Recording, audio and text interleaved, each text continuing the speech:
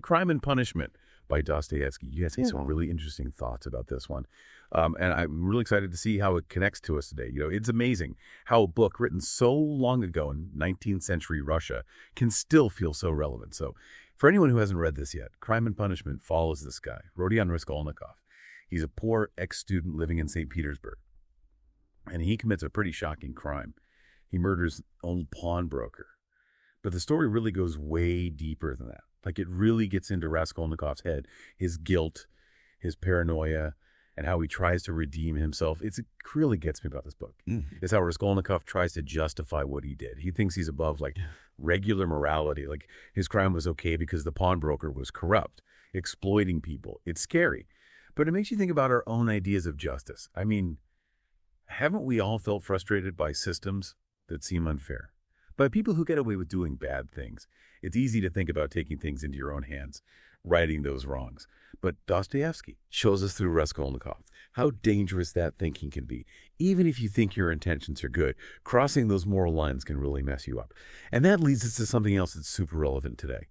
Raskolnikov's paranoia after the murder. It's almost like Dostoevsky knew about our modern anxieties, about surveillance and privacy in this digital age. Raskolnikov is constantly freaking out, thinking everyone's watching him, that his secret's going to come out. He's eaten up by guilt, haunted by nightmares, doesn't trust anybody. And there's this one part. It always reminds me of how we are with technology today. Raskolnikov is being questioned by the police. They aren't even accusing him directly. But he almost confesses right there. He's so scared and guilty, he thinks they must already know. It just shows how powerful our choices are, how they can trap us in paranoia, even when no one is actually holding us captive. And today, with all our digital footprints, our every move being tracked, that feeling of being watched, judged, exposed, it can feel very real. It makes you wonder, are we becoming more paranoid like Raskolnikov, even when we haven't done anything wrong, just because of all this digital stuff we leave behind?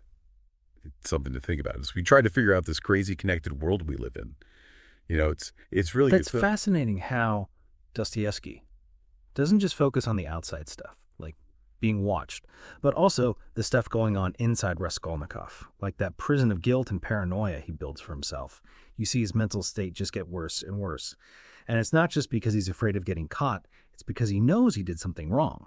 He violated his own sense of what's right. And that brings us to another big theme that feels really relevant today: redemption.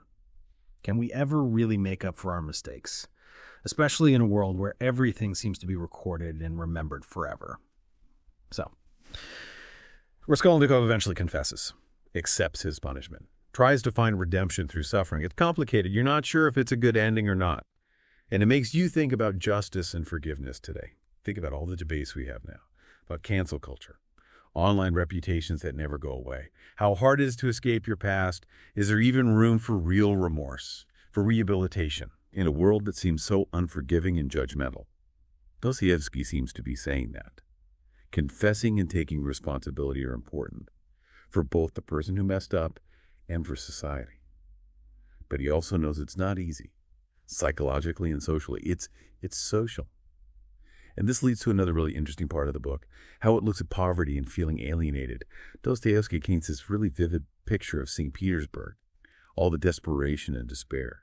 Raskolnikov's crime is awful, but it also comes from his situation. He's poor, lonely, struggling to survive in a place that doesn't seem to care.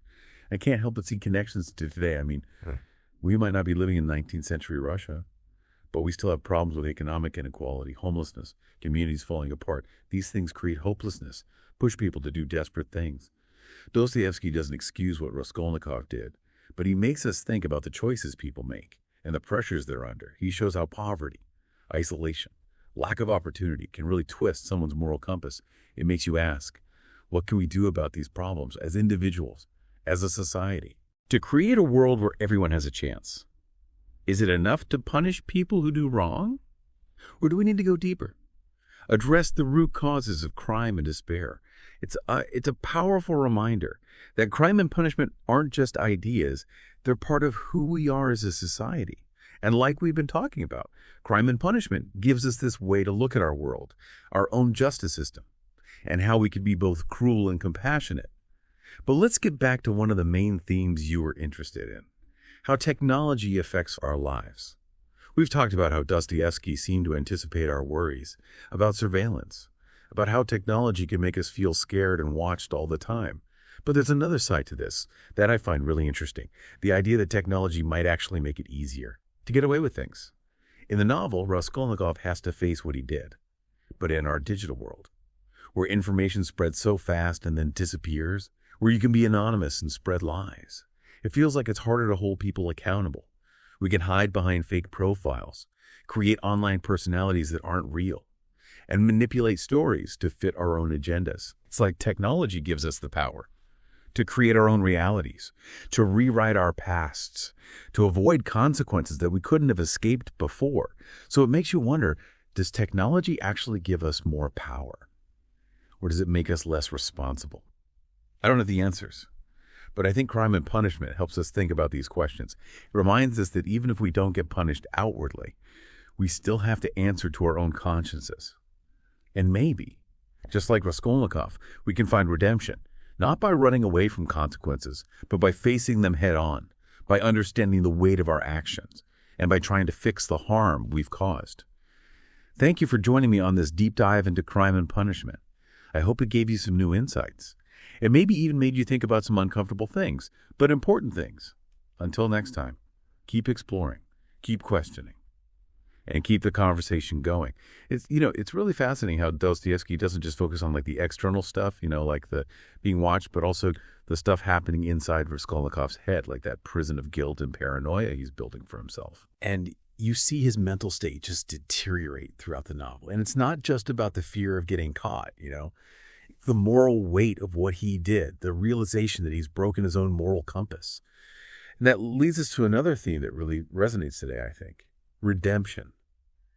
Can we ever truly atone for our mistakes? Especially in a world that feels like it remembers everything forever. So Raskolnikov eventually confesses his crime right, accepts the punishment, and tries to find redemption through suffering. It's a really complex ending, though. It's ambiguous, It makes you wonder about the nature of justice and forgiveness today. Like, think about all the debates we have now about cancel culture, about online reputations that never go away, about how hard it is to escape your past. Is there even room for remorse, for rehabilitation in a world that can be so unforgiving, so quick to judge? Dostoevsky seems to be saying that confessing and taking responsibility are really important, not just for the individual but for society as a whole.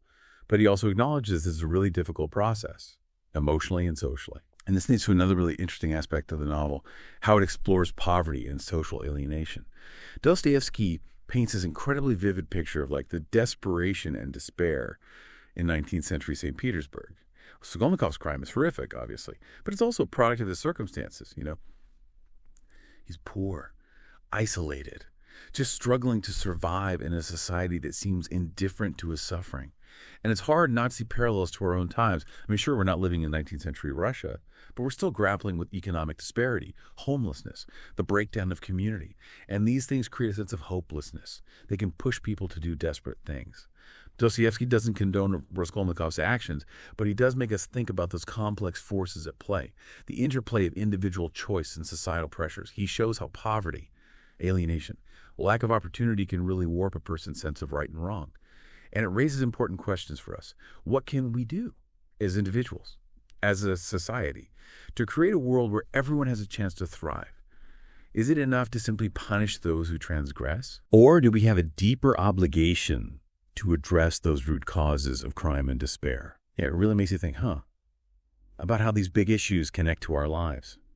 Crime and punishment, they're not just like abstract ideas, they're woven into everything we do. And as we've been discussing crime and punishment, it gives us this really unique perspective, a way to examine our own world, our systems of justice, how we can be so cruel sometimes, but also compassionate.